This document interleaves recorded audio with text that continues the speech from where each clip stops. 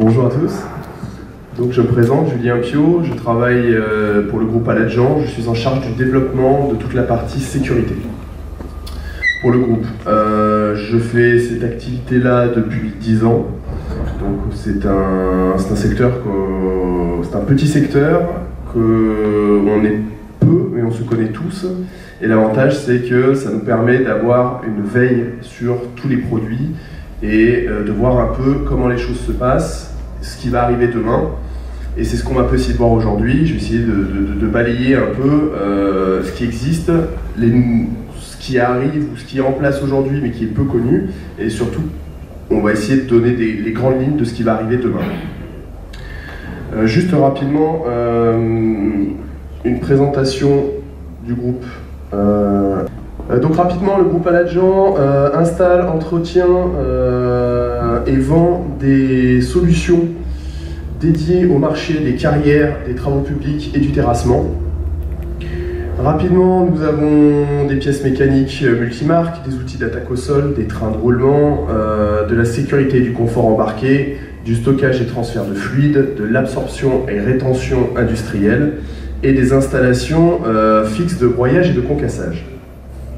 C'est 250 collaborateurs, 8 agences en France et à l'export pour 80 millions d'euros de chiffre. Ça, c'était rapide. Pour la partie sécurité, je vais faire un focus sur les deux machines qui, à mon sens, sont les plus courantes en carrière et sont à plus grand risque de collision et sur lesquelles on travaille le plus sur les systèmes embarqués. C'est donc les chargeurs et les tombereaux. Pourquoi? Parce que ces deux machines qui, de par leur taille, leur vitesse de déplacement et leur visibilité toute relative, génèrent des risques assez importants. Vous avez depuis, comme disait M. Lepransen tout à l'heure, des outils de sécurité qui existent, qu'on vend depuis déjà pas mal d'années, que ce soit les alarmes de recul qui sont obligatoires sur les machines, les caméras de recul qui sont devenues monnaie courante sur tous les engins neufs et en deuxième montre. Et on voit aussi beaucoup de radars qui s'installent. La problématique depuis toutes ces années, c'est que c'est des systèmes qui ont été adaptés. C'est des systèmes qui sont venus du monde du poids lourd, du monde de la voiture, et qui ont été adaptés sur nos machines, dans nos métiers. Le problème de nos métiers, c'est qu'on génère beaucoup plus de vibrations, on génère beaucoup plus de poussière, et pas mal de systèmes se sont avérés être pas franchement utilisables ou être pas franchement utiles dans nos conditions. Une caméra adaptée à un camping-car, vous la mettez sur un tombereau qui monte, qui descend toute la journée et qui se coupe pas mal, je peux vous dire qu'au bout d'un moment, les moniteurs tombent, ça tient pas, ça vibre, l'électronique casse, les caméras prennent l'eau et ça se passe plutôt mal. Donc, ce qui se passe depuis quelques années, c'est qu'on a enfin fait entendre à certains constructeurs qu'il était temps de développer des solutions adaptées à nos métiers. Donc on a aujourd'hui des caméras qui résistent beaucoup mieux au choc, beaucoup mieux aux vibrations. On a surtout des protections IP qui sont importantes. Maintenant, on est sur l'IP69K, c'est-à-dire qu'on est sur du 100 bar à 80 degrés, donc du nettoyeur haute pression eau chaude. Donc là, c'est quand même beaucoup plus adapté à nos solutions et à nos métiers. Les radars, au début, on s'est dit, oh bah tiens, ça marche bien sur les voitures, on va en mettre sur les engins. Sauf que une fois sale, une fois un peu secoué à droite à gauche, ça marchait pas des masses. Et le problème d'un radar, c'est que ça capte tout et n'importe quoi, sans faire de différence. Et on s'est aperçu que quand c'est mal installé, mal réglé, et ça bip, ça bip, ça bip, et les chauffeurs, au bout du compte, coupent les radars, enfin coupent les beepers en cabine, et autant vous dire que vous avez acheté un système qui ne sert à rien.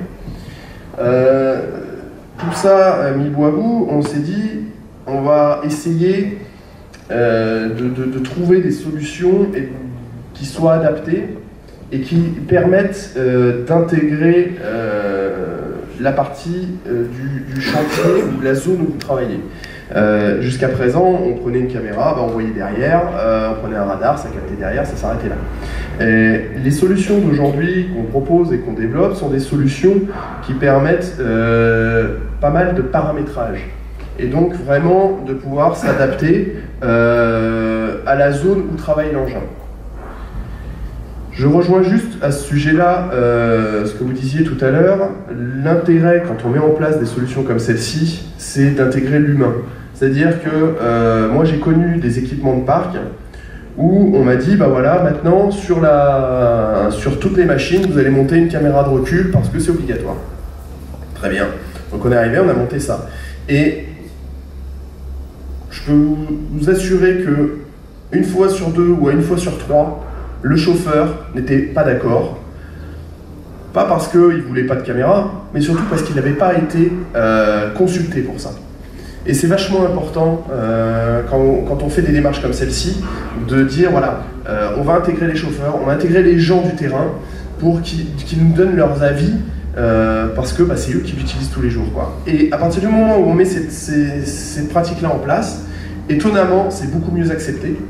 Et on se retrouve avec des systèmes qui fonctionnent mieux, que les gens utilisent, parce que souvent mieux réglés, parce qu'on a aussi les remontées du terrain, où le chauffeur veut dire oui, mais là moi je veux voir comme ça, parce que dans mon métier ici je passe là et j'ai besoin d'avoir cette vision ici, ou j'ai besoin d'avoir cette vision là. Et là on s'adapte et on fait tout de suite quelque chose qui marche beaucoup mieux. Donc ça c'était pour l'anecdote. Dans les systèmes qui sont intéressants aujourd'hui et qui sont assez innovants, on va retrouver, alors je vais essayer de vous donner, hop, voilà. Aujourd'hui, vous avez la caméra de recul classique. Alors déjà, un merci à Eurovia qui m'a permis d'utiliser la photo de leur chargeur.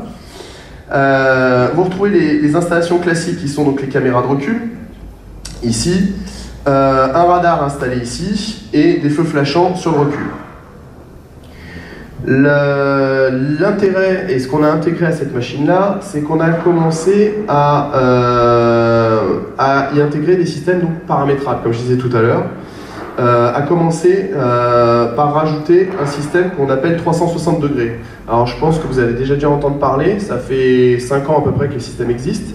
On n'en voit pas encore des masses installées, ça fait un an et demi qu'on commence vraiment à en monter et à faire des tests assez récurrents. Le 360 degrés, pour vous donner une idée, ça vous donne une vision comme ça. Le principe est simple, on va installer 4 caméras, une à l'avant, 2 sur les côtés, une à l'arrière. Ces caméras ont des angles de visée de plus de 180 degrés, donc plus large que l'œil humain. L'image qui sort d'une caméra comme celle-ci est déformée. L'intérêt n'est pas d'avoir 4 images à 180 degrés, l'idée est de rentrer ça dans un boîtier qui va mouliner et qui va nous sortir une image. Et cette image-là donnera l'impression de voir le véhicule d'en haut. D'où c'est l'image que vous voyez sur l'écran. Là pour le coup c'est un poids lourd, mais ça pourrait être un chargeur ou un tombereau. Et on a cette impression de vue d'en haut. Pourquoi ?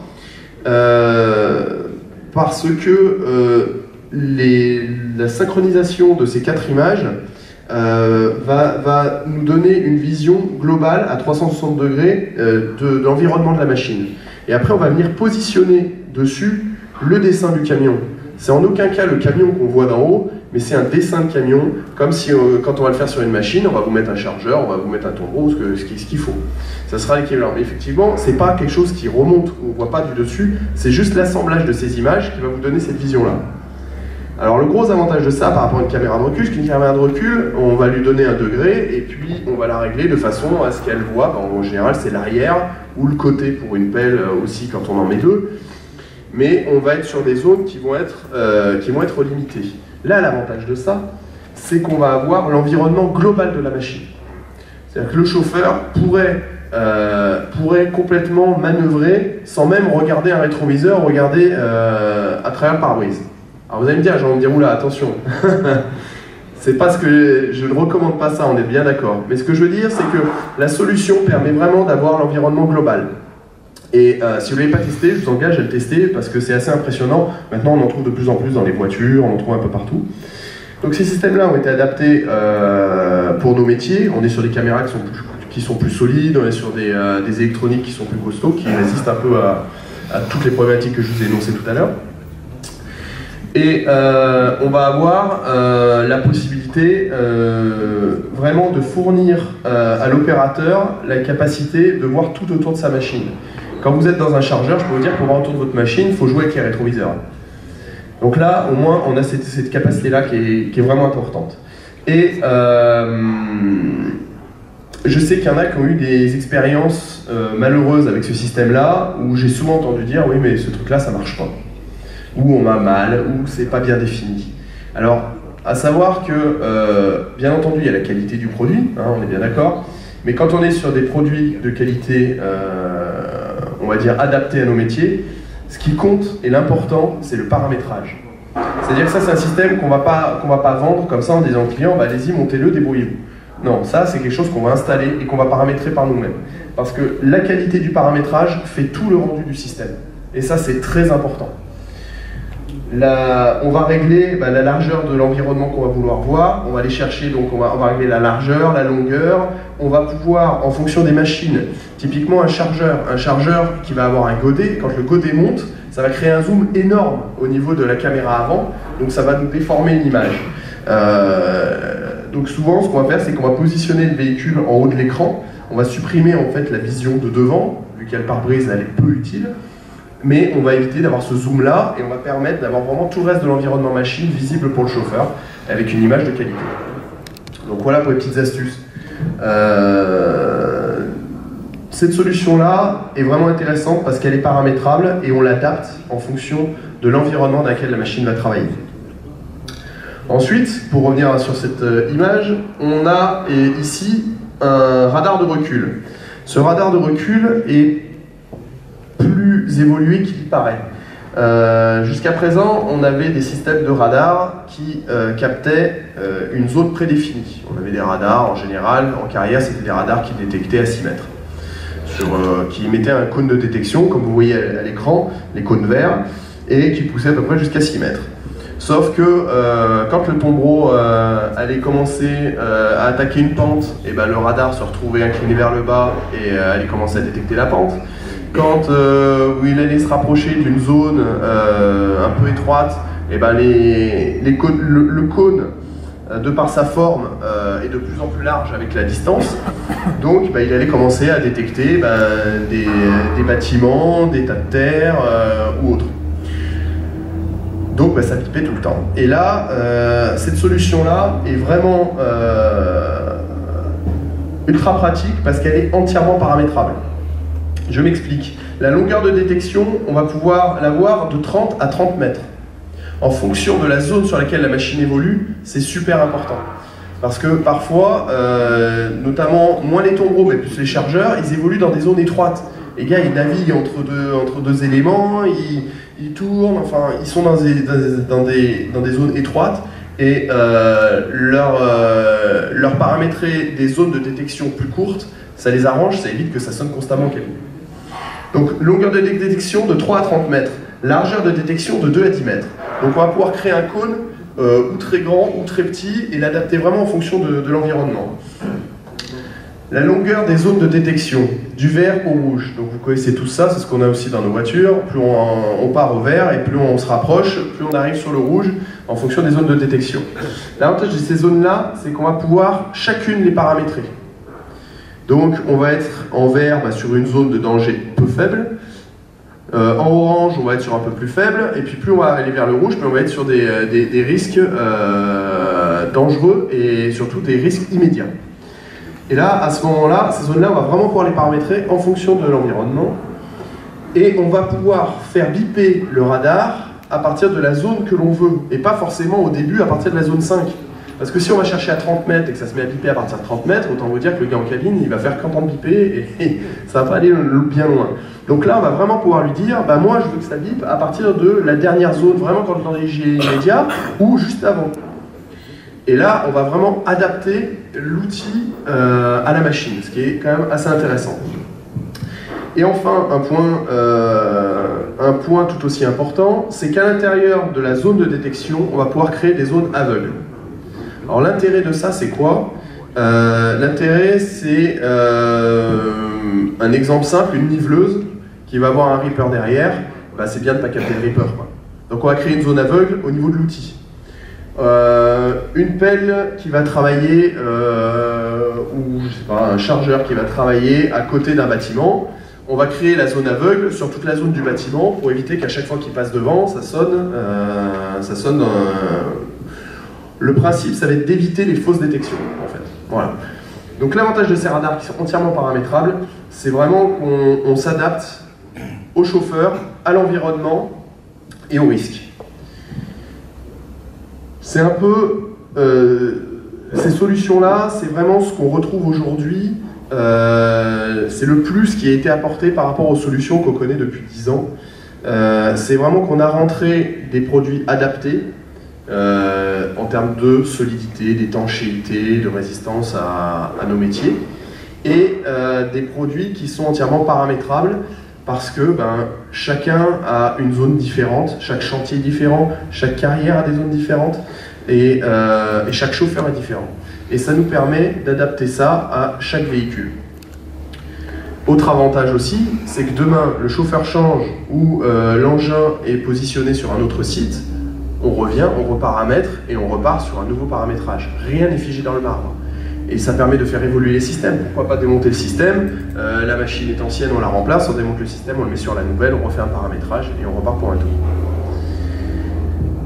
Voilà pour la partie innovante et la partie des solutions actuelles.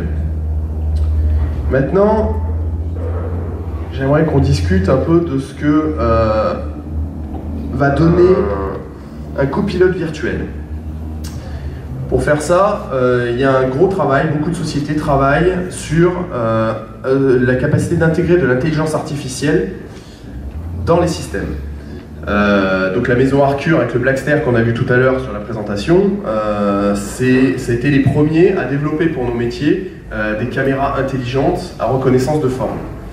C'est des solutions qui sont encore aujourd'hui très innovantes, pas encore complètement abouties, il y a encore du travail à faire pour améliorer la fiabilité et la reconnaissance, parce que tout le travail de ces systèmes-là va être d'arriver à détecter un danger, un être humain par exemple, en étant en mouvement.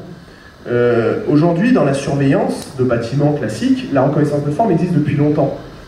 Mais c'est beaucoup plus facile à gérer que quand on commence à mettre la caméra sur un engin qui bouge. Donc, arriver à détecter quelque chose qui bouge ou qui est inerte avec une caméra qui est montée sur une machine, qui elle-même est sollicitée, donc elle vibre, elle bouge, c'est une technologie qui paraît pas mais qui est très complexe à mettre en place. Et ensuite à ça, il faut apprendre la technologie à faire la différence entre un tas de terre et un humain. Alors si l'humain a les bras tendus en croix, on va dire que ça va être assez facile. Aujourd'hui c'est des technologies qu'on maîtrise. Maintenant si le gars est de profil, c'est déjà un peu plus compliqué, et pour peu qu'il soit en boule à terre, là c'est encore plus compliqué. Donc tout ça, c'est de l'apprentissage. On va développer des systèmes et on va leur apprendre au fur et à mesure à maîtriser, à reconnaître et à identifier un danger. Donc on va utiliser plein de choses, donc bien sûr la reconnaissance de forme, mais pourquoi pas aussi la détection, pourquoi pas la détection de chaleur, pourquoi pas... Bon. La solution ne viendra pas d'un élément, mais de l'assemblage de différentes technologies dans un boîtier ou dans un système, et ce système-là aura la capacité d'apprendre et de faire la différence, comme nous le faisons actuellement, mais il le fera peut-être plus vite, et il restera, lui, 100% du temps concentré sur sa tâche. Parce qu'il ne faut pas oublier que le chauffeur, il n'a pas qu'à regarder sa caméra ou qu'à faire gaffe à son radar. Le chauffeur, il a aussi, il doit conduire, il doit charger, il doit décharger, il a affaire à plein de missions, de choses à régler en même temps, et après nous ne sommes que des humains, c'est-à-dire que un jour on est en pleine forme, un jour on est peut-être un peu moins, et tout ça, ça crée une fiabilité dans la recherche et l'appréhension du risque qui est aléatoire d'un jour à l'autre, d'une heure à l'autre et d'une personne à l'autre. Je voulais juste rebondir sur ce qui a été dit tout à l'heure par rapport à l'âge des utilisateurs. Juste pour faire part de mon expérience, je ne pense pas que ce soit forcément une histoire d'âge. Moi j'ai connu des chauffeurs pas tout jeunes qui étaient très intéressés par la technologie, qui voulaient s'en occuper. J'ai eu affaire à des gens jeunes qui ne s'y intéressaient pas et qui n'avaient pas envie. Je ne suis pas sûr que ce soit l'âge qui rentre en jeu, mais plutôt la motivation et l'envie d'avancer sur ces sujets-là. Et pour revenir à ce qu'on disait tout à l'heure, l'intérêt pour moi, c'est vraiment d'intégrer l'humain dans la démarche de développement et dans l'avancement de ces solutions-là. Voilà pour moi, j'espère que ça a été clair.